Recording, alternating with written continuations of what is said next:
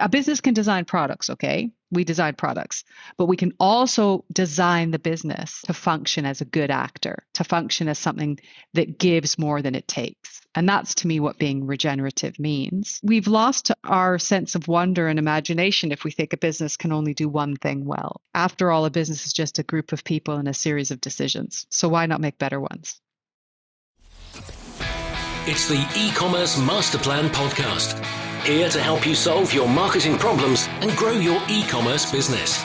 Cutting through the hype to bring you inspiration and advice from the e-commerce sector and beyond. Here's your host, Chloe Thomas. Hello and welcome. It's great to have you here. Thank you for hitting play and choosing to listen to one of our inspiring guests. And inspiring is the word for this one. We are catching up with a past guest as part of our 10-year celebrations. We are talking to someone who we last caught up with in 2022, who runs, I think, the most sustainable e-commerce business I've ever come across, I think, with waste product, creating luxury product that they sell. And since we last caught up, they've expanded that into a farm, creating products that they will be selling imminently back on the website as well. And that's doing huge amounts for the carbon and everything else. Kresse is a hugely inspiring person, but we are also going to be sharing some nuggets and bits of advice around e-commerce as well.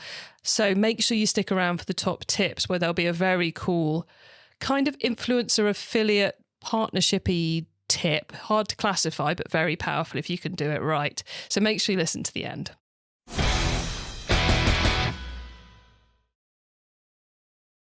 And now to introduce our special guest.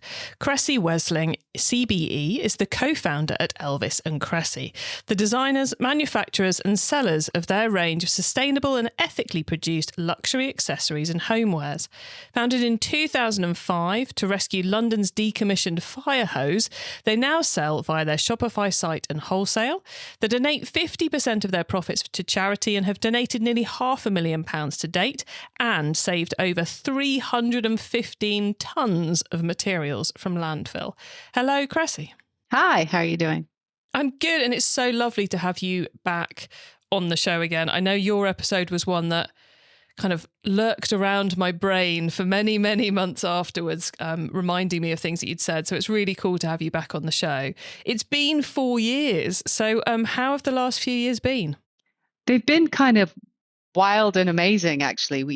I think when we last spoke, we had just decided to move everything to a farm, and we're in the midst of doing all of the work here. And the work has been immense. You know, there was 7 buildings. It's ironically called New Barns Farm. It should have been called Worst Barns in the World Farm.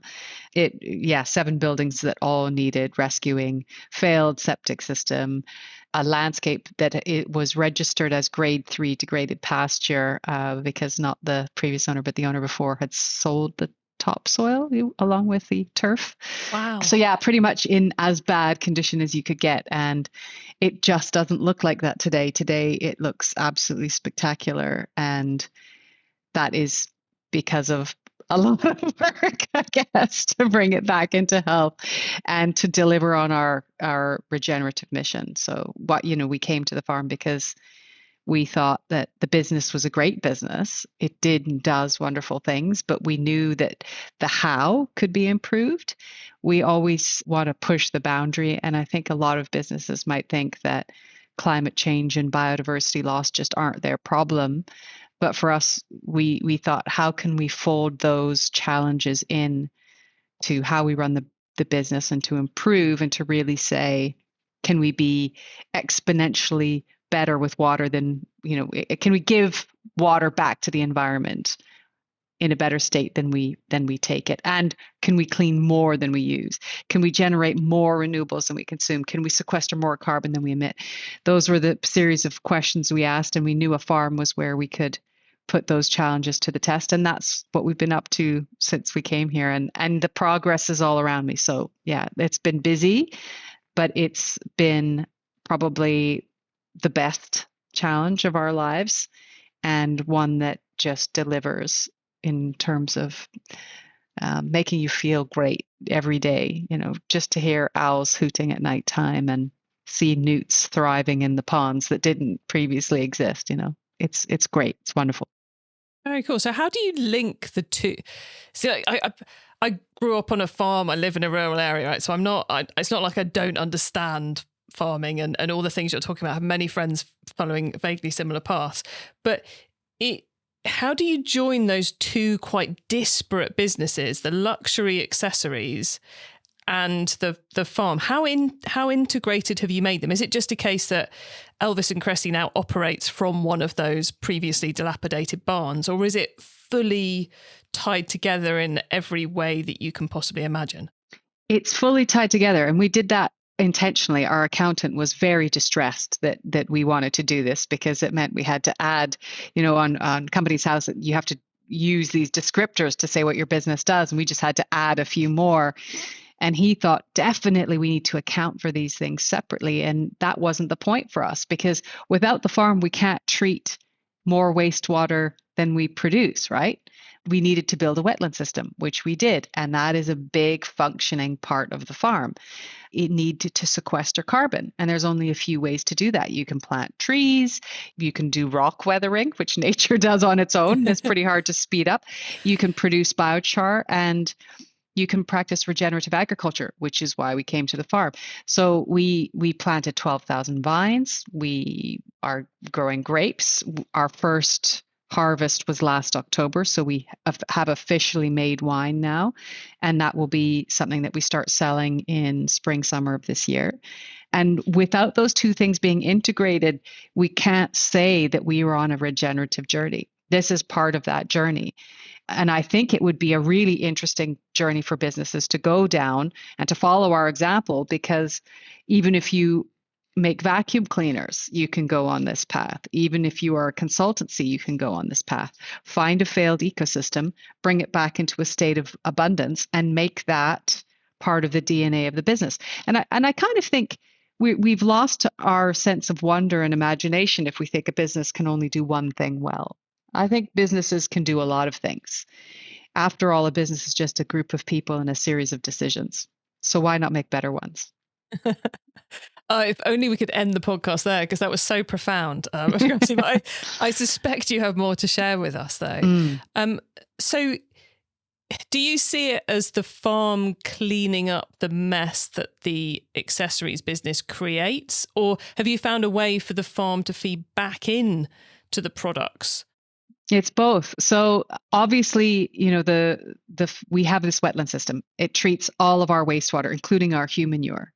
We have a worm system that transforms human manure into vermicast.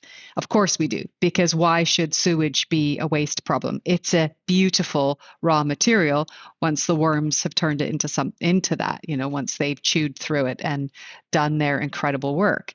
So that's something that we do here, and that's the only kind of fertilizer we use really on the farm. We make compost and compost tea, so we don't use any synthetics. Everything that we put on the land is made from waste, but also the wetland system produces willow. And this is something we can harvest every year and make products from.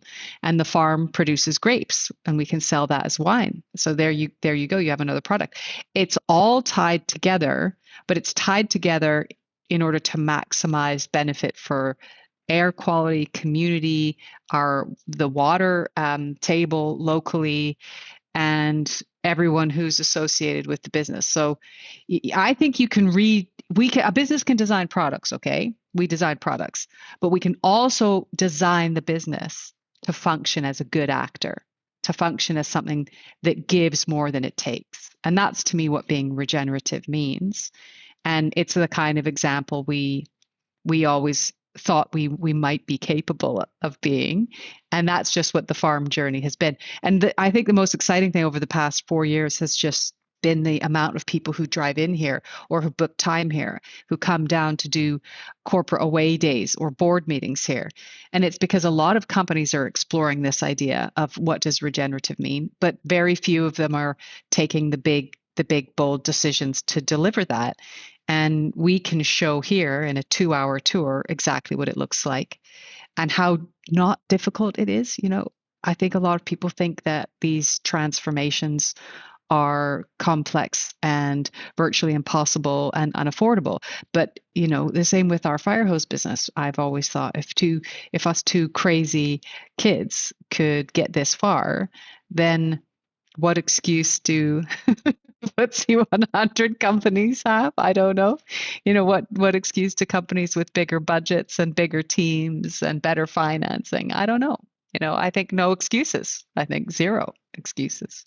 Back when you started the business, you kind of stumbled across these decommissioned fire hose that needed to be repurposed. You're now, I think, using 12 different waste streams to make product. And I suspect you've been offered several hundred more over the years. So how do you decide which ones are worthy of becoming Elvis and Kresse products? I wouldn't say it's worthy. I think we do have a checklist. One, we think, can we solve this whole problem? So is there something that we could do that would make a real meaningful contribution to eliminating this as a waste stream? And if the answer is yes, then we kind of are really intrigued. Do we love it? Do we think, yeah, I can talk about this for the next 20 years? That's also on the checklist because the reality is for the last 21 years, I've been talking about fire hose. So unless I'm prepared to put that much energy and effort into it, then it's not going to be something that sustains us or that we can be really responsible for in the long term. And the third is that are we the right team for it? Because there are some materials that come here and we look at and go, yeah, we could solve that, but we know there's someone better for that. And then we make that connection and we pass that along because, well, we're not the best at everything. And there are businesses that have real expertise in certain material types. And we are always keen to make those connections because that's fundamentally the game for us, or the goal or the mission is a world where every molecule that's out there gets cherished and put back in a better state than anyone found it. And we're so far away from that right now that anything we can do to help, and even if that means passing up great opportunities, we will do that. I suppose it would be, I'm trying to think of a product that someone might come to you with. Someone came to you with a load of old plastic barrels or something, that you fundamentally can't turn into a homewares accessory or a, fashion accessory. It would be so crazy for you to suddenly go, oh yeah, we can turn those into planters and we'll suddenly develop a garden arm or something. It would be obvious that there would be somebody else better placed to reuse that material than you. So I think that's a really fascinating part. If there's somebody better, if there's somebody that already has the equipment, if there's somebody that already has a process, we will make that connection. We don't want to just go around duplicating anyone else's effort. This is, for us, it's about, can we do something that it really is innovative and really does solve a problem that is a live problem. Do you think over the last 20 years since you started that the amount of waste materials is decreasing at all, or that a substantially larger amount is now being repurposed? Have you seen an improvement? No, it's so much worse. There's a few stats that make you think we're getting somewhere. When I first was examining waste in the UK, it was something like 100 million tons to landfill every year. And now we're down to 30 to 40 million tons to landfill. But that's not because we produce less waste. That's just because we burn more and export more. Okay. So yeah, it's worse. We are producing more stuff. We're producing more clothing. Everyone keeps thinking that we're getting close to peak stuff, and we're clearly not there yet. And we're also learning more about the waste that is already out there. If you think about the research that's coming through on microplastics, we thought that you were going to get these little tiny microplastics that could be filtered out somehow, but it turns out these microplastics continue to break down into things called nanoplastics, which are much better at being carriers for bacteria and various other things, and are now recently being linked to neurodegenerative diseases. So, it's in our bloodstream. I thought when the news article came out saying that it was in pretty much every man's testicles, I thought something would happen. I thought, right. Patriarchy is going to get in here now. It's going to be fixed. And frankly, we're not civilized enough to use plastic. We're just not. As a species, we aren't sophisticated enough to deal with it. So we shouldn't use it. We should recognize sometimes that there are they're toys we shouldn't have. Right now, I would look at AI as being a toy we're probably not ready for. And we're going to have all the consequences of it. And the upside will be sprinkled around in the hands of very few people, and the fallout will be shared. The risk will be socialized, the profit will be privatized, just like it is with social media and algorithms. And yeah, I think we have a lot of toys that we take advantage of, and we probably we probably could do without. Yes, it is a strange thing of the Western democratic society that we play first, regulate later. I mean, we're seeing the issue of social media now finally being regulated, 20 years after its birth. And you kind of see the same scenario with AI. It seems kind of mad that we go, yeah, we'll just test it on the entire population. Yeah. And then if something nasty comes up, we might do something with it at the time. But it might be like plastic in the testicles, and we might just not bother. Yeah. We might just think, oh, well, what can we do? It's everywhere. And I do find all of that very frustrating, especially when we've had other examples. We had the whole thing with smoking. And I think that it would have been fine if tobacco companies, from the time they realized the link with lung cancer, had just said, yeah, it causes lung cancer. It does. Here are the risks. If you want to smoke, fine. In the same way that everybody who gets on a horse knows that it's not the safest sport in the world, and everybody who plays rugby knows that there's a risk, and everyone who is a downhill skier knows that there's a risk. But when companies say this is just a safe, wonderful, beautiful thing, and then hogs all of the profits from it, and those aren't redistributed, if they were all giving half of their profits to mental health charities, I'd probably be fine with it. And if every time you logged on to social media there was a risk warning, I'd probably be fine with it.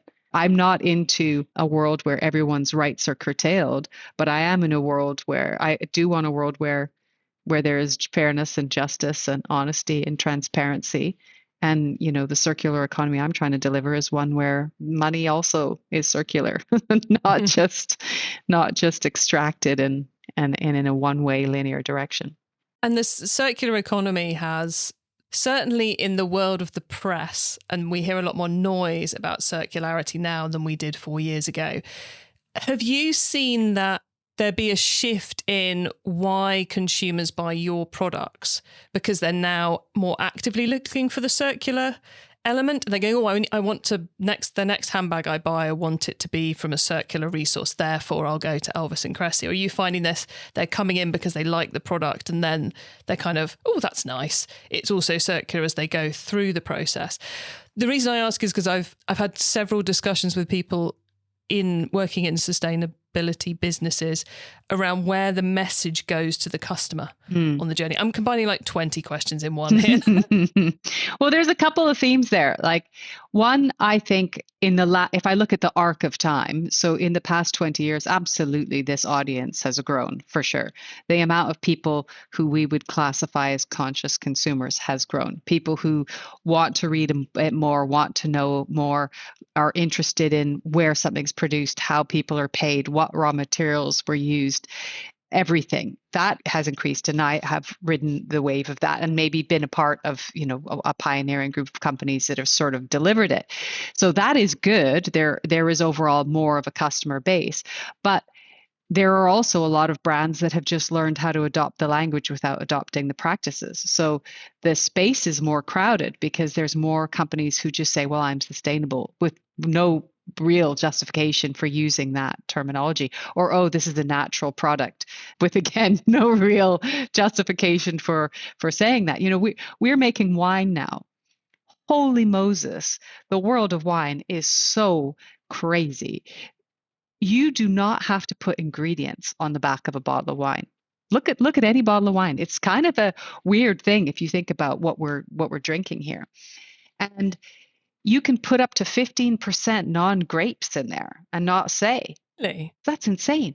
And also, you do not wash grapes before you squish them. So if a farm is spraying a lot, and a lot of them are, and they're spraying things like herbicides, insecticides, fungicides, you're drinking that. And you're not just drinking it, but you're drinking it fermented. Okay. So I can't imagine that's good for you. I certainly don't want to drink it. When people talk about getting red wine headaches, they blame sulfites. I'm like, really? Or is it the fermented glyphosate that came free on board on the skin of those grapes? You can also add something called mega purple if you don't like the color. If it's not sweet enough, if the grapes haven't ripened enough, you can just add sugar and then you don't have to say where that sugar came from. So it could be completely non-fair trade sugar. It could essentially have been from sugar canes that were picked by Haitian slaves. And just because that slavery is happening now, and some people would call it modern slavery, doesn't mean it isn't slavery. So yeah, wine is wild. And I think the reason why our wine will be popular is that people are going to come to the farm. They're going to see us growing the grapes. They're going to understand, based on our 21-year history, that I'd rather die than use a chemical here. That our wine is probably quite safe for drinking and might actually have genuine terroir. It might actually be able to express this landscape, unlike any wine that uses the word terroir and also uses Bayer or Monsanto in order to have pristine grapes. So will the wine be sold via the Elvis Kresse website or a hutch at the end of the lane, or what's your sales route? Both. So we think, we're small, so we do think a lot of people who drive in will be buying the wine. Another fun fact, 50% of the carbon in wine is apparently the bottle. And that's because although like glass bottles are heavy, even if it's recycled glass, that's a lot of energy to crush it, remelt it, reform it. And we have decided to reuse bottles. So I've spent the last bunch of weeks driving around local pubs, making deals with publicans about them setting aside boxes for us. And, our neighbors think it's a great cause. But how, this year it's going to be 300 to 400 bottles. Next year it might be 5,000. And we're hoping to get up to 17,000 bottles. That's going to be a big operation. But yeah, we do think we'll sell everything from the website and everything from people coming into the farm. It will have to be a gate kept portion of the website. So you'll have to click on wine. Yeah, you've got to do the age thing, haven't you? Yeah, you'll have to click on wine and do the age thing. But yeah, absolutely. And to be honest, I don't really want to put it in a box and ship it. I would much rather, the most ecological way to provide wine is for people to just come here and pour it directly into their face and then spend the night and not do any driving. So that's really how I want to sell it. That's definitely how we want to sell it, is a much more intimate and personal way. And it is what we've tasted so far is absolutely gorgeous. Of course it is, because we're growing grapes with integrity and with soul, and by putting the soil first, and great grapes make great wine. It is that simple, isn't it? Yeah. We've talked a lot about farming. And we talked a lot about circularity. Obviously, you are still running an e-commerce store. That is fund. I would assume funding quite a lot of this. So, farming is not. The wine will eventually make money, but 5 years of zero. So 5 years, big investment with zero. So yeah, absolutely. Thank you for the website, and thank you for the 20-year-old business that is financing this adventure, because without it, we wouldn't be able to do it. So yeah, absolutely. It's definitely still running an e-commerce website. It's a hugely ever more complicated time to be in e-commerce, with more competition, huge shifts to what was everyone's go-to traffic source of Facebook ads, SEO, etc., etc. How have you been navigating that with everything else that you've been doing? So I think it's been hard enough for those who can concentrate on it full time, but you've obviously got an awful lot of other things you're up to. To be totally honest, I think not well. I think we could do better. I would give ourselves a not the greatest score at that. It's changing faster than we have adapted to it. We're barely keeping up. We do have a great agency in place right now that is doing the heavy lifting for us, and I think could be a long-term partnership. And we've been hunting for that kind of partnership for a while. So fingers crossed it goes well, because I think it is that sophisticated and complex that unless you are a company of a certain size, you probably won't be able to have that expertise unless you are just that person and it's your interest area. But, my interest area is human sewage and soil health and the state of the universe and how to avoid Canada becoming the 51st state. So I guess for me, it's not part of my landscape of hobbies. And that means we need to find really good talent to help us out in that sphere. And, and as it's not straightforward to find that kind of partner because every agency says they're going to be amazing. And if you don't know it's a dark art. So they can say all they want. It's the delivery that matters. And have you been looking for an agency to run all the marketing, to run the whole business and the website, or just the ad side of things? Just the ads. The creative comes naturally to us because our marketing strategy has always just been to tell the truth. Our story is a true, wonderful, transparent story. We don't need outlandish campaigns. We don't need more than that. So we've always taken our own in-house images. We're getting increasingly better at that. The products have continued to improve over time. So yeah, it's just the ads. And actually, Elvis is amazing at running the website. He has always been really good at keeping that in a good state of performance with freelancers from time to time. What I love about what you've just been talking about is that we've got all this stuff going on. Working out how the ads run it's not core to what we need to do. It's important to the business, but it's not core to what I need to be worrying about. It's not core to what Elvis needs to be worrying about. Let's find the experts and bring them in to run that part of the business so we can focus on the other elements that are more important to us. But it is hard trying to find that agency. You say you think, obviously, beginning to test with them, you think you found them. Any tips for anyone who's going on that journey at the moment of trying to find that right partner? Because I think it's always been difficult, but it's even more difficult now than it was 5 years ago, 10 years ago. I think don't get stuck signing up for something where there's a 3 to 6 month exit clause.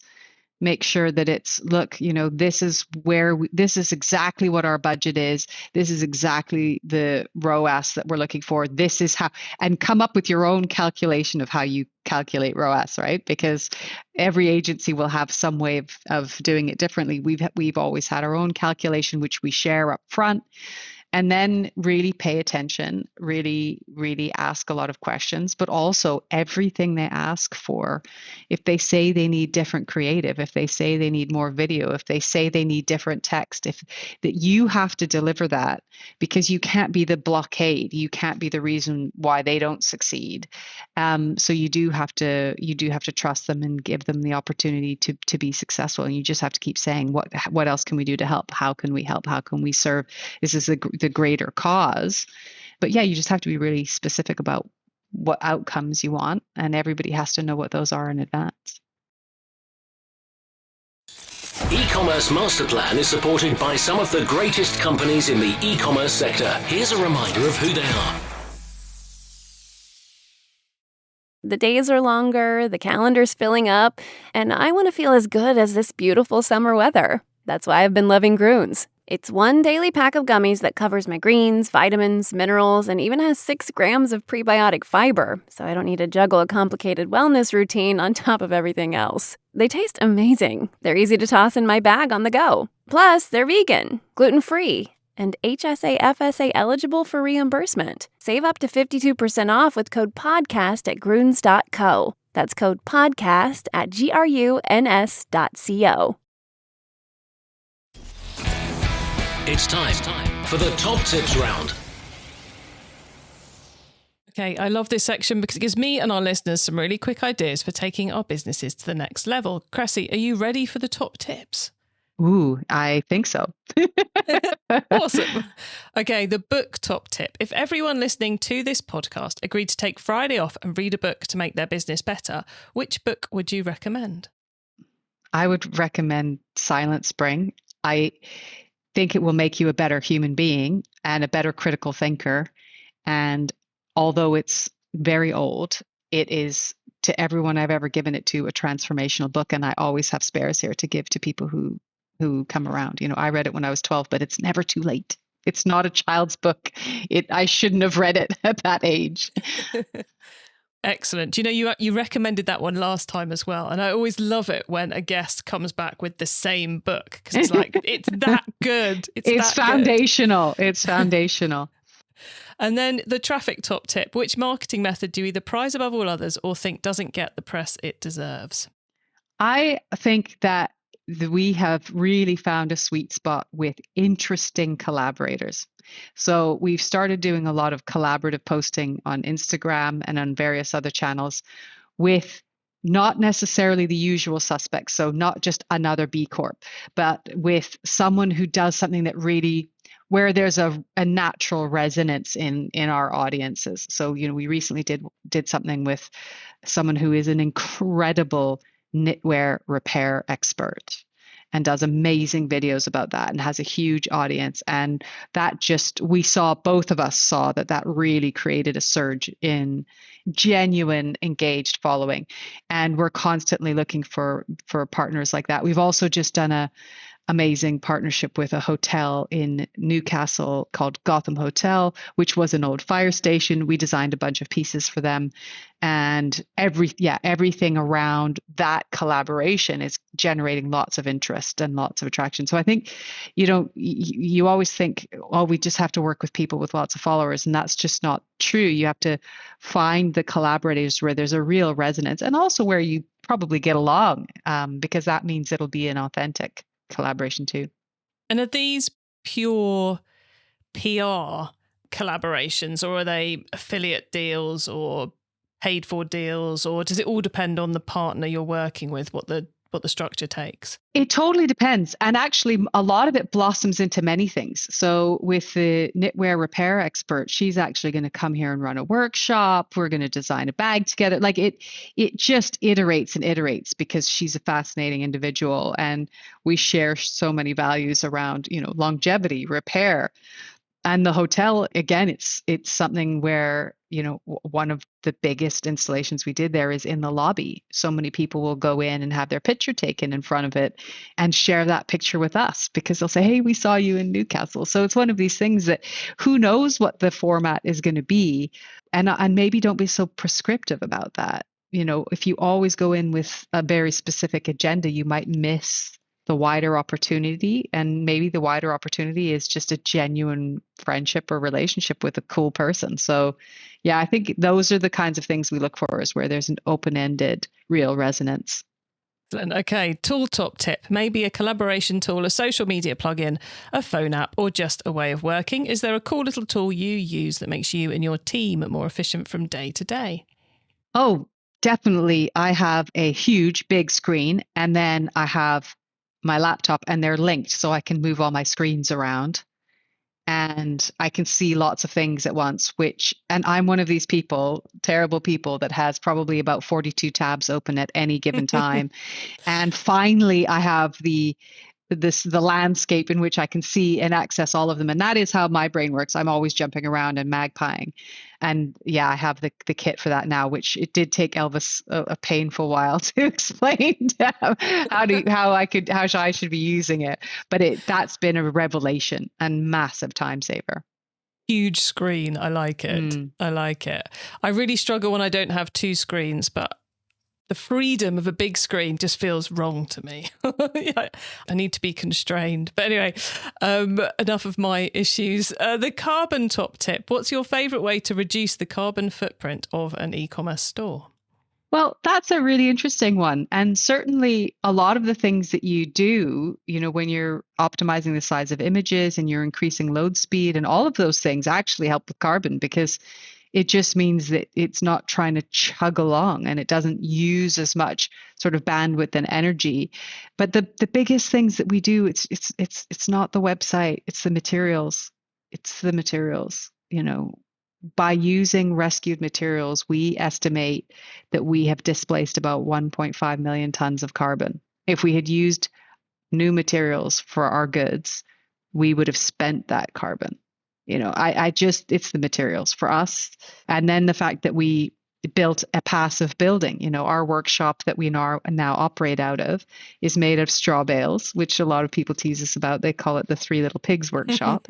But we've got 45 centimeter thick walls. We reduced our power consumption by 94.7% by, you know, constructing a building out of natural materials that were locally available, that just happened to make it incredibly well insulated, you know, and it's a sort of a near passive design. So yeah, and that was a great decision, because we knew the payback period on a building that was slightly more expensive was going to be a while, but given where energy prices have gone, payback's done already. Yeah, but dare we give thanks for raising energy prices? No, I don't think we do, but it's always nice when it pays off that little bit faster when you've made the right decisions. Yeah. Kresse, thank you so much for being up for coming back on the show again. I'm sure this has inspired many of our listeners and given them a lot to think about. Before we say goodbye, though, could you please let them know where they can find everything you're up to on the web and social? Yeah, absolutely. So we're elvisandkresse.com, Elvis ANDKRESSE.com, and that's our Instagram handle and our LinkedIn handle, etc. But also we're just 6 minutes drive outside of Faversham in Kent. It's a beautiful spot in the North Downs, and it's where the wine is. Brilliant. Kresse, thank you so much for coming on the podcast. It's been lovely catching up with you again. You too. Thanks, Chloe.